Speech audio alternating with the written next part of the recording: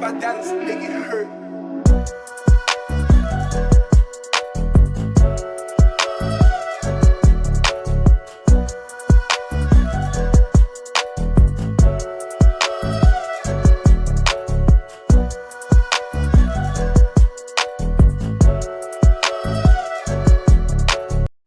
শুভ সকাল বন্ধুরা, সকলে কেমন আছেন? আশা করব অনেক ভালো আছেন। আমি সুকৃতি নতুন একটা ভিডিওতে সকলকে জানাই অনেক অনেক শুভেচ্ছা, অভিনন্দন এবং ভালোবাসা। আজকের আকাশটা ছিল অন্যরকম, কেন সেটা পরে বলছি। সমস্ত রকমের এখানে সবজি কেটে নিয়ে চাউমিনটাকে জলে ভিজাতে দিয়ে তারপর সবজিগুলো এখানে ভাজতে বসিয়ে দিয়েছি। আর সবজির মাঝখানে একটা ডিম ফাটিয়ে সুন্দর করে চাউমিনটা করে নিয়েছি।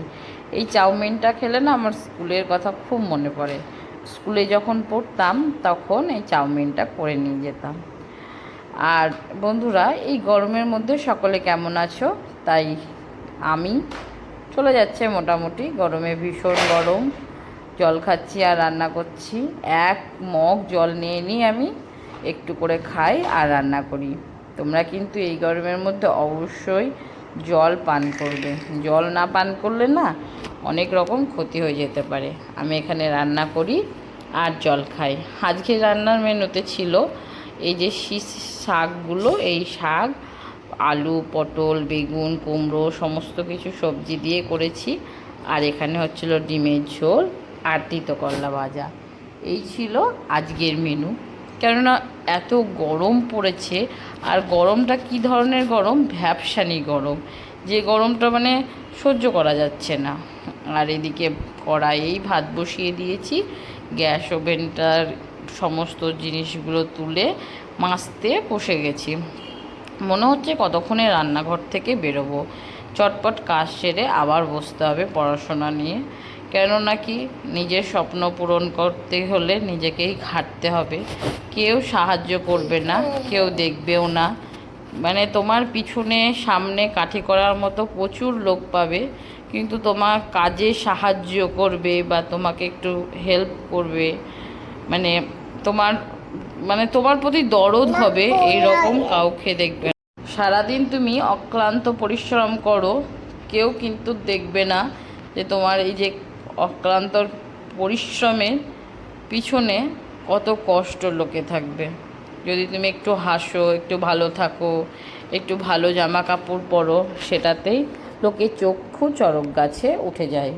কিন্তু যে তুমি সারাদিন পরিশ্রম করো, এই গরমের মধ্যেও দিনবেলা খাবার করছো, রান্নাঘর পরিষ্কার করা, বাসন মাজা, বাচ্চা সামলানো, এমনকি জামা কাপড় কাচা, সমস্ত কিছু করে যখন তুমি নিজের জন্য একটু সময় বার করছো, যে না একটু নিজের জন্য সময় বার করে একটু পড়তে বসবো বা পড়া করব, সেই সময় যদি কেউ মাথার উপরে এসে ছড়ি ঘোরায়, তোমার কেমন লাগবে বলো তো?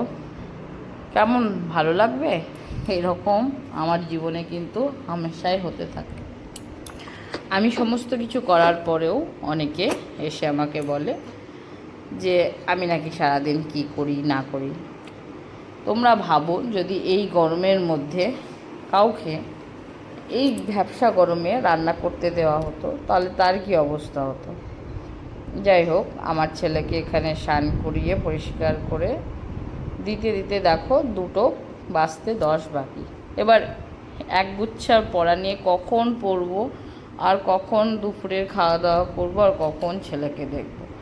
এই সময় না মনে হয় নিজের শরীরের একটু যত্ন নিই, না নিজেকে একটু ভালো করে গুছিয়ে রাখি। এই সময় মনে হয় মাথায় প্রচুর পরিমাণে চাপ পড়ে যাচ্ছে পড়াশোনার ওপর।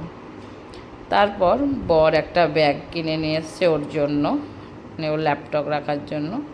সেটাই আমি দেখছিলাম, ভালো হয়েছে। আর এই ব্যাগটা সিলেদার্স থেকে নিয়ে এসেছে, বেশ ভালো। আর এটা ছিল ব্যাগটা মোছার জন্য একটা ব্রাশ, আমি এর আগে কোনো দিন দেখিনি, এত ভালো লাগছিল দেখতে। তারপর বসে গেলাম খাওয়া দাওয়া করতে। আগেই দেখালাম কি রান্না করেছি। আজ খুবই সামান্য রান্না, এখন এইভাবেই আমি সামান্যই রান্না করি, বেশি রান্না করি না। তারপর খাওয়া দাওয়া শেষ করে বিকেলবেলায় ওপরের মানে ওপর রুমের একটা বাচ্চা এসেছিলো, তার সঙ্গে আমার ছেলে কিছুক্ষণ খেলছিল। ওরা খেলতে খেলতে বাইরে ভীষণ পরিমাণে ঝড় বৃষ্টি হয়ে আবহাওয়াটা একটু পরিবর্তন হলো, মানে যে ভ্যাপসা গরম ছিল সেটা একটু নর্মাল হলো। সেটাই আপনাদেরকে বলছিলাম যে আগে যে আকাশটা দেখতে পেলেন না, আকাশটা এত সুন্দর হয়ে গেল গোধূলির সময়টা, ভীষণ ভালো লাগলো। বৃষ্টি হয়ে যাবার পর যে আকাশটা আসে দেখতে অসাধারণ লাগে, আর যে ভ্যাপসা গরমটা চলে গেল, কীভাবে আবহাওয়ার পরিবর্তন।